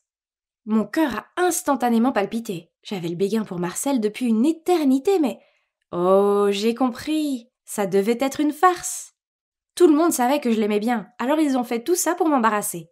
Marcel doit être impliqué cette fois-ci. J'ai jeté un coup d'œil vers lui, il a souri et m'a fait un joli signe de la main. Peu importe, c'était vraiment trop beau pour être vrai. Assez, je n'allais plus laisser tout le monde se moquer de moi. Donc alors que je suivais Marcel dans le hall, j'ai pris une gorgée d'eau, mais je l'ai gardée dans ma bouche. Puis quand Marcel s'est arrêté de marcher et s'est tourné vers moi, j'ai fait jaillir l'eau en l'air comme un éléphant, puis j'ai dit « Ha! Je t'ai eu, je ne suis pas idiote !» Il s'est essuyé le visage sur le revers de sa manche, puis m'a regardé droit dans les yeux et a dit « Rose, j'ai des sentiments pour toi. » J'ai attendu jusqu'à aujourd'hui pour te le dire, car je ne voulais pas le faire hier, le jour du poisson d'avril, car tu aurais probablement pensé que c'était une blague. Alors pourquoi me faire ça à moi? Je l'ai regardé sans voix. Les mots surlignés que j'ai entendus étaient « sentiment, hier » et « poisson d'avril ». J'ai commencé à rire d'un faux rire, mais c'est devenu gênant car son expression sérieuse ne bougeait pas. « Tu plaisantes, n'est-ce pas ?» j'ai marmonné, mais il avait l'air totalement dévasté. « Oh non, je ne voulais pas contrarier Marcel. J'étais juste confuse avec les jours et... Aïe aïe aïe! Il semblait que j'avais vraiment manqué le poisson d'avril. Quelle déception! » J'ai réalisé que ma farce était allée trop loin et qu'elle avait pu le blesser. Alors j'ai lâché « Marcel, je suis vraiment désolée. Je ne le pensais pas, c'est la commotion, je suis en train de délirer, je suis vraiment désolée. » Puis il y a eu un silence gênant. Soudain, le regard triste de Marcel s'est transformé en un sourire en coin, et il s'est mis à rire. Puis tout le monde a surgi de nulle part et s'est mis à rire aussi. Je suis restée là, l'air débile, puis Aya est apparue et a dit « Je t'ai eu !» Donc il s'avère que c'était en fait le 1er avril, et je n'avais pas manqué un jour. Non, c'était l'idée ingénieuse d'Aya pour que tout le monde se venge de moi. La nuit dernière, elle a créé un groupe sur Facebook et a ajouté tout le monde dans la classe, y compris les enseignants, pour planifier la farce d'aujourd'hui. Non, ça ne pouvait pas être possible, j'étais la reine des farces, pas eux. Puis Aya s'est approchée de moi et a dit « Hé Rose, Marcel quoi? C'est toujours le jour du poisson d'avril !» Ensuite, je lui ai fait un sourire, puis j'ai tapoté son bras et j'ai commencé à rire. Je suppose qu'il m'avait bien eu. Après ça, je n'ai plus fait de farce, j'étais juste heureuse de passer une journée tranquille. Puis, alors que je rentrais chez moi, Marcel m'a rattrapée et m'a dit « Rose, je suis désolée, mais en fait, tout n'était pas une blague aujourd'hui. » J'ai souri et je l'ai regardé. « Ah oui? Alors qu'est-ce qui n'est pas une blague ?» Mais il est devenu rouge comme une tomate et s'est enfui. Je suis restée là, à rougir en le regardant s'éloigner. Cela signifie-t-il que Marcel m'aime vraiment? Intéressant. Peut-être que ce poisson d'avril n'était pas si raté que ça après tout. C'était un jour d'école ordinaire et je rangeais mon casier quand soudain j'ai entendu des chuchotements et remarqué que tout le monde regardait quelque chose. Ok, il s'est avéré que ce n'était pas quelque chose mais quelqu'un, comme cette jolie fille qui se pavanait dans le couloir comme si c'était un podium ou quelque chose comme ça. Oh! Pourquoi tout le monde était bouche bée devant elle? Se précipitait pour la saluer et agitait des blocs-notes devant elle pour qu'elle les signe. J'ai serré mes livres dans mes bras et marmonné « Bon sang, elle n'a rien de spécial !» Alors, je m'appelle Lily et je suis juste une fille ordinaire. Ma famille, oui, elle est ordinaire. Mon apparence, ordinaire. Et mon statut social, eh bien, c'est ordinaire aussi. Je traverse la vie et c'est tout. Rien de passionnant n'arrive jamais à une fille ordinaire comme moi. Oh, comme j'ai rêvé d'être comme les filles à l'apparence parfaite sur Instagram. Elles sont si parfaites avec leur peau claire, leurs vêtements élégants et leurs cheveux brillants. Mais ces filles étaient différentes, elles venaient de mondes différents. Eh bien, au moins, j'avais toujours mes livres, ma meilleure amie Sarah et mon petit ami mignon Hugo. Mais tout a changé quand Stacy a débarqué à l'école avec son look parfait et sa routine « Je suis si douce et amicale ». Ouais, c'est ça. Et alors, qu'importe si elle avait un joli visage et un petit rôle dans une émission de télévision. Sous son faux éclat, elle n'était clairement pas tout ça. Je suis entrée dans la classe d'anglais et je l'ai vue assise au bureau à côté du mien. Oh, génial! Je n'ai même pas pu aller m'asseoir parce que tout le monde l'entourait, lui posant des questions stupides telles que « Quel shampoing utilises-tu » et « As-tu des pauses pour grignoter quand tu filmes ton émission ?» Bon sang, donnez-moi une pause plutôt à moi! Quand j'ai enfin réussi à m'asseoir, elle m'a souri et d'une voix sirupeuse, elle m'a dit « Bonjour, j'espère que je peux m'asseoir ici. Je m'appelle Stacy. » Oui, bien sûr. J'ai forcé un sourire en retour, mais à l'intérieur, ma colère bouillonnait. Pour qui cette fille se prenait-elle ? Et si elle était belle, je parie qu'elle ne s'intéressait qu'à son apparence et ne se souciait pas d'étudier. Oui, tout le monde se rendrait vite compte de l'échec qu'elle représentait. Et puis un jour, pendant la récréation, Stacy, la Barbie vivante, a suggéré que nous commencions un album de promotion. Et maintenant, tout le monde la traite comme si elle avait réussi à atteindre la paix mondiale ou quelque chose du genre. Or, vous savez le pire dans tout ça ? Je disais qu'on devrait avoir un album de promotion depuis des années, mais personne ne m'avait écouté. Et devinez qui a reçu tellement de cartes de bienvenue et de mots d'amour au point de tomber de son casier et obstruer le couloir ? Ouais, Stacy. Mon Dieu, ça fait déjà des semaines. Quand est-ce que cela va s'arrêter ? Je détestais sa façon de remercier tout le monde et de rougir et j'avais besoin d'être entourée d'une personne saine d'esprit qui ne pensait pas que le soleil brillait à travers elle. Elle était partout, ça me rendait malade. Mais Dieu merci pour l'heure du déjeuner. C'est devenu le seul moment paisible de la journée pour moi, quand je pouvais passer du temps avec Sarah et ne pas avoir à me soucier de Stacy. Mais qu'est-ce que c'était ? Que faisait cette Barbie dans notre table et parlant à ma meilleure amie ? Je me suis dirigée vers elle et j'ai posé mon plateau à côté de Sarah. Oh, salut Lily. Stacy vient de dire un truc super drôle. Super, j'ai marmonné dans mon souffle. Le déjeuner a été un calvaire. Sarah m'a ignorée et a continué à poser des questions stupides à Stacy comme « Est-ce que ton costard Kyle est aussi beau dans la vraie vie ?» et « Comment tu portes une jupe imprimée avec un t-shirt coloré ?» Pareillement. Plus tard dans la journée, à cause d'un déversement de peinture en art, j'ai eu 5 minutes de retard. Sarah avait accepté de me ramener chez moi, mais quand je suis allée sur le parking, sa voiture n'était pas là. J'ai alors vérifié mon téléphone et j'ai vu qu'elle m'avait envoyé un message. « Où es-tu ? Je ne peux plus attendre. Je vais partir avec Stacy. À demain, X. » Quoi ? Est-ce qu'elle me laisse tomber pour conduire cette fausse ? Nous sommes amis depuis l'enfance. Comment a-t-elle pu se laisser berner par la comédie de Stacy et gâcher notre amitié comme ça ? En colère, je lui ai répondu par un message. « Tu m'as abandonnée pour la petite Miss populaire ? Comment as-tu pu ?» J'ai compris. Le nouveau entre, l'ancien sort. Eh bien, merci beaucoup. Mon téléphone a sonné avec sa réponse. « Lily, tu sais bien que ce n'est pas comme ça. Tu habites en haut de la rue de l'école alors que Stacy habite beaucoup plus loin et qu'elle devait rentrer à temps pour être prête pour son planning de tournage. » Plus furieuse que jamais, j'ai rapidement tapé ma réponse. « Peu importe. C'est dommage, tu seras toujours une moins que rien à ses yeux. Elle t'utilise juste pour avoir un trajet gratuit. » Puis j'ai jeté mon téléphone sur mon lit. J'en avais assez. Sarah avait fait son choix et c'était d'être amie avec cette fausse plutôt qu'avec moi. Sarah est peut-être tombée dans le piège de Stacy, mais au moins j'avais toujours Hugo, n'est-ce pas ? Un après-midi, je lui parlais dans la cour de l'école, quand Stacy est passée en titubant. Même sa démarche trop difficile était agaçante. Elle a souri à mon Hugo, puis elle a délibérément trébuché et laissé tomber les livres qu'elle tenait. J'ai attrapé le bras de Hugo pour l'empêcher d'aller vers elle, mais il s'est libéré de ma prise et a allé vers elle quand même. Je l'ai regardé l'aider à ramasser ses livres, elle a rougi et glissé un « merci ». C'était la pire. Quand il est revenu vers moi avec un grand sourire, je n'en pouvais plus, alors je lui ai dit « Comment oses-tu me laisser pour l'aider ?»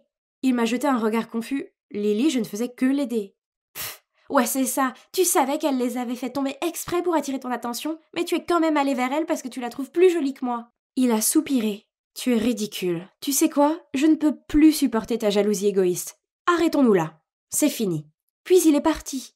Je suis restée là, à le regarder, m'attendant à ce qu'il se calme et revienne, mais il ne l'a pas fait. Tout était de la faute de Stacy, elle avait volé ma meilleure amie et mon petit ami. Ça suffit, il était temps de lui montrer qu'elle n'était pas si parfaite après tout. J'ai parcouru ses pages de médias sociaux pour trouver des idées, et il est vite devenu évident qu'elle adore les garçons aux abdominaux musclés qui conduisent des motos. Comme c'est prévisible. J'ai découvert ce site web où je pouvais engager un garçon pour jouer avec son cœur, puis la larguer. Il était temps qu'elle apprenne à quel point c'était nul de se sentir indésirable et sans valeur. Ha! J'ai trouvé le mec parfait, Martin. Il avait 19 ans, il était accro à la gym, et il avait une moto. Waouh! Il était cher, mais ça en valait la peine, non? Je me suis arrangée pour le rencontrer dans le café du coin, et bon sang, il était encore plus beau en vrai. J'ai souhaité utiliser cet argent pour qu'il devienne mien. Donc, le marché est le suivant. Il va flirter avec Stacy, faire en sorte qu'elle l'aime éperdument, puis rompre avec elle. Le lundi suivant, en sortant de l'école, j'ai vu Martin garé devant l'entrée de l'école, tenant son casque et ayant l'air de jouer dans un film. Bien sûr, toutes les filles le regardaient. Mais il s'est dirigé vers Stacy. Puis une semaine plus tard, je l'ai vu aller chercher Stacy à l'école. Waouh! Je le savais! Je savais que j'avais choisi la bonne personne. Martin était un tel tombeur de femmes. Ils avaient l'air super proches, et je devais me rappeler qu'il n'était qu'un acteur et qu'il faisait son travail. Elle allait avoir le cœur brisé. Mais quelques semaines plus tard, il était toujours en train de la draguer. Pourquoi n'avait-il pas encore rompu avec elle? Alors je l'ai appelé et lui ai demandé ce qui lui prenait tant de temps. Il m'a répondu qu'il allait le faire bientôt, qu'il voulait juste qu'elle tombe encore plus amoureuse de lui avant de le faire. C'est brutal. Seulement les semaines passaient et ils n'avaient toujours pas mis fin à leur relation. Puis en passant devant le cinéma, je les ai vus s'embrasser. Quoi? Ce n'était pas le plan. Furieuse, je lui ai donné rendez-vous le lendemain au café. Il s'est approché et n'a même pas pu croiser mon regard en disant « Je suis désolée, je ne peux plus faire ça, je te rembourserai dès que possible. » Pourquoi? Tu es tombé amoureux d'elle ou quoi? J'ai dit en plaisantant.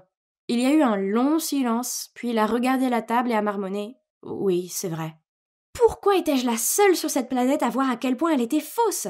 Grâce à ses manières de sirène, j'ai perdu ma meilleure amie, mon petit ami, et maintenant mes économies. C'était assez. J'avais besoin de l'affronter.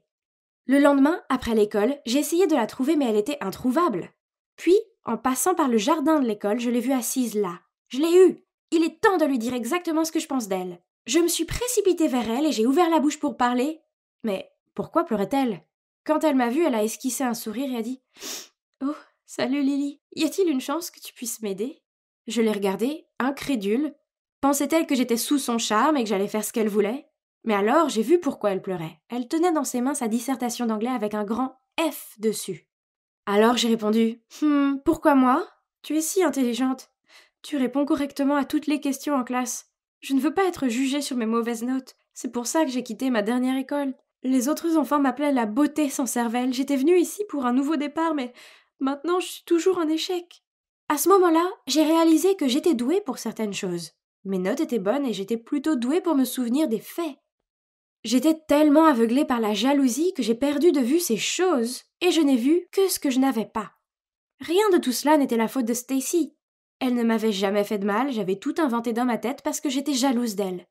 Donc, je me suis assise à côté d'elle et j'ai dit « Personne ne va t'appeler comme ça parce que je vais t'aider à étudier. Tu le feras ?» Elle m'a fait un sourire plein d'espoir et j'ai hoché la tête. « Merci beaucoup. » Elle a jeté ses bras autour de moi. C'est ainsi que Stacy est passée du statut d'ennemie à celui d'amie.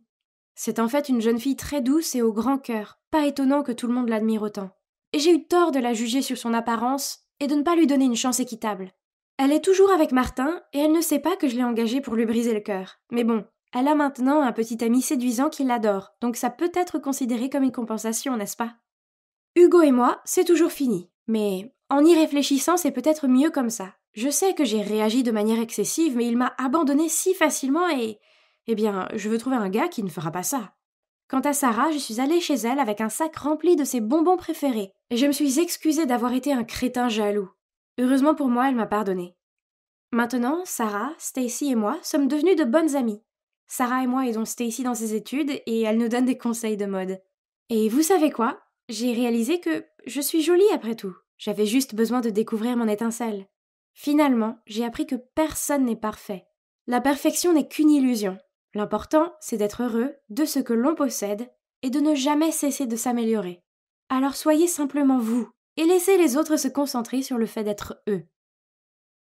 J'étais à l'extérieur de l'université en train de discuter avec mes amis, quand soudain une voiture de police s'est arrêtée et par la fenêtre de la voiture, un bel officier de police m'a fait signe et m'a dit de me dépêcher. Je lui ai fait signe avec enthousiasme et j'ai dit au revoir à mes amis et je me suis précipitée vers lui sous leurs yeux admiratifs. Je suis Emma et le beau policier, c'est Sébastien, mon incroyable et courageux petit ami. Nous nous sommes rencontrés pour la première fois à la bibliothèque de la ville. J'y étais pour mes études et il cherchait des livres policiers. On a commencé à sortir ensemble et maintenant, 1 an plus tard, on est follement amoureux. Il y a tellement de choses que j'aime dans le fait de sortir avec un flic, comme le fait de le voir dans son uniforme. Ça me rend toujours fière. Et je vais pas mentir, il a des abdos d'acier grâce à toutes ses séances d'entraînement. Et ça, j'adore.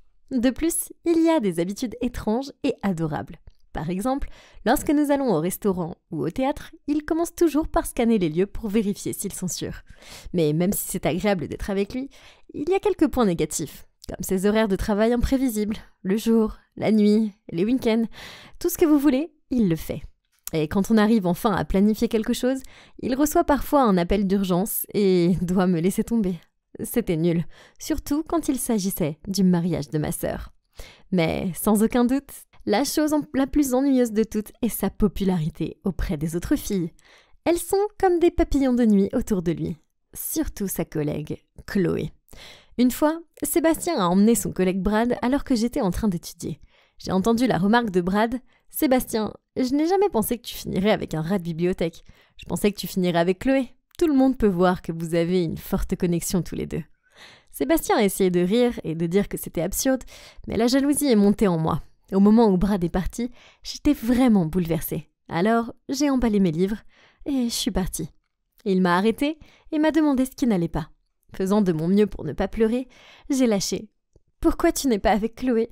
Tu passes tout ton temps avec elle. » Il a secoué la tête, a souri, puis a dit « Ignore Brad, c'est un plaisantin. » Et oui, je passe du temps avec Chloé, je travaille avec elle. Mais c'est toi que j'aime, et tout le monde le sait.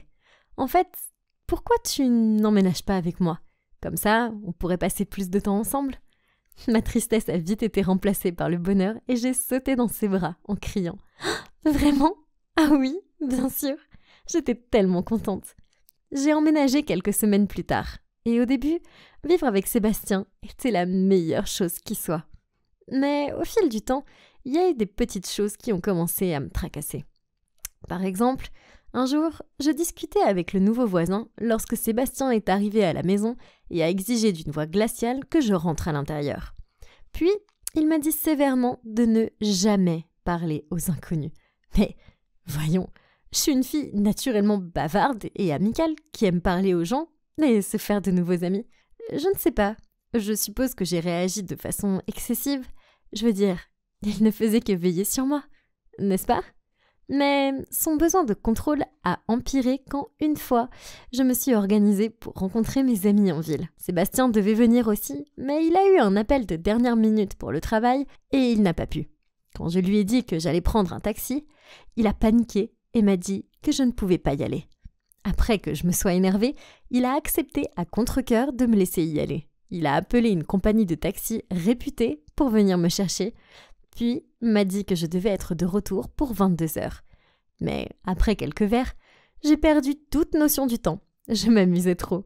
Je dansais avec mon ami lorsque Sébastien est entré en trombe, m'a attrapé le bras et m'a tiré hors de là. Tout le monde nous regardait. Ce qui n'a pas aidé car il portait son uniforme de policier. J'ai même entendu un homme crier « C'est toujours ceux qui ont l'air innocents, n'est-ce pas ?» C'était si embarrassant. À la maison, je suis restée assise à faire la tête pendant qu'il me prenait un verre d'eau. Quand il a essayé de me le passer, je me suis levée d'un bond et je lui ai crié « Tu es ridicule. Et grâce à toi, tout le monde dans le bar pense que je suis une sorte de criminel. Je n'ai pas besoin d'avoir un couvre-feu. » « Ce n'est pas comme ça, » a-t-il soupiré. Mais j'étais tellement énervée que je l'ai bousculé et j'ai claqué la porte de la chambre derrière moi. Je me suis endormie en pleurant. Je détestais me disputer avec lui. Je lui ai réservé un traitement silencieux pendant toute la journée du lendemain. Mais le soir, il est arrivé à la maison avec un paquet cadeau et s'est excusé de m'avoir rendue triste. C'était si gentil. Je l'ai serré dans mes bras et lui ai dit « Moi aussi, je suis désolée. » Puis, j'ai ouvert le paquet. C'était une très belle montre. J'ai remarqué qu'elle avait un bouton supplémentaire, mais je n'y ai pas prêté attention. Je l'ai regardée admirablement pendant qu'il la fixait à mon poignet. Comme mon petit ami était très attentionné, j'ai décidé de lui acheter quelque chose aussi. Le lendemain, après les cours, je suis allée au centre commercial. Soudain, Sébastien m'a appelé et m'a demandé où j'étais. Je voulais que le cadeau soit une surprise. Alors, je lui ai dit que j'étais à la maison. De travers, il a dit « Emma, ne me mens pas, je sais que tu es au centre commercial de Highbuild. Rentre à la maison tout de suite. » Hein? Comment il savait ça? J'ai abandonné l'idée de trouver un cadeau et je suis rentrée à la maison. Quand il est revenu, je lui ai demandé comment il savait où j'étais et je l'ai vu jeter un bref coup d'œil à ma montre. Puis, il a admis qu'il l'avait équipée d'un GPS, mais que c'était seulement pour pouvoir me protéger. Quoi? Je n'étais plus un enfant. Comment pouvait-il l'utiliser pour me suivre? Nous avons eu une grosse dispute et je lui ai dit qu'il contrôlait tout et qu'il était fou et qu'il devait arrêter de me traiter comme une petite fille. Puis, je me suis enfermée dans ma chambre. Le lendemain, quand je me suis réveillée, Sébastien était parti au travail. J'étais tellement énervée que j'ai décidé d'aller faire un jogging pour me vider la tête. Évidemment, j'ai laissé la montre à la maison, ainsi que mon téléphone. À mon retour, j'étais sur le point de me diriger vers la douche lorsque j'ai entendu mon téléphone sonner. C'était Sébastien. Puis, j'ai remarqué que j'avais 50 appels manqués et une tonne de messages de sa part. Quoi? Ça, c'était pas normal. Je n'étais partie qu'1 heure tout au plus. Quoi qu'il en soit, j'ai porté la montre, puis soudain, la porte s'est ouverte avec fracas et Sébastien est entré en trombe et il m'a crié dessus. « Tu vas bien? T'étais où? Pourquoi tu n'as pas répondu à mes appels ?» Ça craignait, parce que je l'aime, mais je savais que je ne pouvais plus vivre comme ça. Alors je lui ai dit que j'avais besoin de liberté et je me suis dirigée vers la porte. Il avait l'air furieux. Il m'a attrapé la main, m'a tiré dans la chambre du haut et m'a enfermée à l'intérieur. J'ai tapé sur la porte, je l'ai supplié de me laisser sortir. « Emma, crois-moi, c'est pour ton bien. Tu n'es pas en sécurité dehors. » Puis, j'ai entendu ses pas s'éloigner et j'ai su qu'il était parti. Je me suis mise en boule et j'ai pleuré jusqu'à m'endormir. Quand je me suis réveillée, il commençait à faire sombre dehors. J'ai cherché quelque chose dans la chambre pour m'aider et j'ai trouvé une échelle de corde. C'est l'avantage de vivre avec un flic préparé. Je l'ai utilisée pour sortir par la fenêtre, mais dès que j'ai atteint le sol, 2 hommes sont apparus. Puis le monde est soudainement devenu noir. Quand j'ai ouvert les yeux, j'ai réalisé que j'étais dans une pièce sombre et humide et que j'avais été attachée. Les 2 hommes étaient assis près de la porte et parlaient entre eux. J'ai commencé à paniquer. J'avais vu assez de films pour savoir que c'était grave. L'un des hommes m'a regardée et j'ai rapidement fermé les yeux. Mais c'était trop tard. Il avait vu que j'étais réveillée. Alors, il s'est approché et a dit « Ah, bon retour parmi nous, mon cœur. » Paniquée, j'ai demandé « Qui êtes-vous? Pourquoi moi ?» Il a ricané. « Ah oui, si seulement ton petit ami était là, on pourrait lui demander. » Puis il a décroché son téléphone et quelques secondes plus tard, j'ai entendu la voix de Sébastien sur l'autre ligne. « Bonjour, vous vous souvenez de moi? Il semble que nous ayons quelque chose qui vous appartient. » J'ai entendu la peur dans la voix de Sébastien. « Laissez-la partir. La mort de votre femme, ce n'était pas sa faute. C'est ta faute si elle est morte. Maintenant, c'est ton tour de perdre la femme que tu aimes. Alors viens ici seul si tu veux encore voir son visage et ne pense même pas à appeler des renforts. » Il a raccroché le téléphone puis m'a dévisagé avant de donner un coup de pied dans le tonneau vide à côté de moi. J'ai fait un bond en arrière et il a ri. C'était terrifiant. Peu de temps après, ils ont traîné un homme battu dans la pièce. « Sébastien! Oh non !» Sébastien a réussi à me regarder, à forcer un sourire et à bredouiller. « Ma fleur, ne t'inquiète pas, je suis là maintenant. » La bande a ri, puis il s'est arrêté devant Sébastien et a dit « Je pense que toi et moi, on a besoin d'une petite discussion. Appelons ça affaire d'homme. Je sais que je devais trouver un moyen de l'aider. Mais quoi? C'est alors que j'ai baissé les yeux sur ma montre. Elle avait déjà le GPS. Alors peut-être que le bouton supplémentaire faisait quelque chose? J'ai lutté pour appuyer dessus, ce qui n'était pas facile avec des mains attachées. Croyez-moi, mais j'ai fini par y arriver. À ce moment-là, Sébastien était inconscient et j'ai commencé à sangloter. Je ne voulais pas le perdre, pas comme ça. L'homme a installé quelque chose à côté de lui. Oh non, c'était une bombe. Il a ricané. Il te reste 30 minutes pour dire au revoir à ton amoureux. Puis les hommes sont partis. J'ai appelé Sébastien en sanglotant pour lui dire combien je l'aimais. Je pensais sincèrement qu'on allait tous les deux mourir là, et regarder le compte à rebours vers notre perte, c'était le pire sentiment qui soit. Soudain, la porte s'est ouverte. Au début, j'ai pensé que ces hommes étaient de retour, Mais Brad et son équipe se sont précipités, ont vu la bombe et nous ont rapidement sortis de là, Sébastien et moi. J'ai été poussée au sol juste avant qu'il y ait un gros boum et la maison a explosé. Sur le chemin de l'hôpital, Chloé m'a tout expliqué.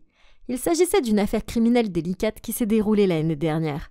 Sébastien avait enquêté sur un groupe de trafiquants de drogue, mais un accident s'était produit et la femme du chef du gang est tombée accidentellement du bâtiment et est morte. Ils ont arrêté la plupart des dealers, mais certains se sont enfuis, dont le chef de gang. Puis, récemment, Sébastien avait reçu d'eux des images de moi en dehors de l'université et de notre maison, et il a pris ça comme une menace pour ma sécurité. Eh bien, ça expliquait tout le contrôle et le comportement bizarre de Sébastien. Je me suis sentie si mal d'avoir mal jugé Sébastien. C'était l'homme le plus doux, le plus courageux, et je l'aimais tellement. Je suis restée à ses côtés pendant qu'il se rétablissait à l'hôpital. Et un jour, il a finalement ouvert les yeux, m'a regardé et a murmuré « Voilà ma petite fleur ». Je l'ai serré dans mes bras. Doucement, bien sûr. C'était un tel soulagement de savoir qu'il allait s'en sortir.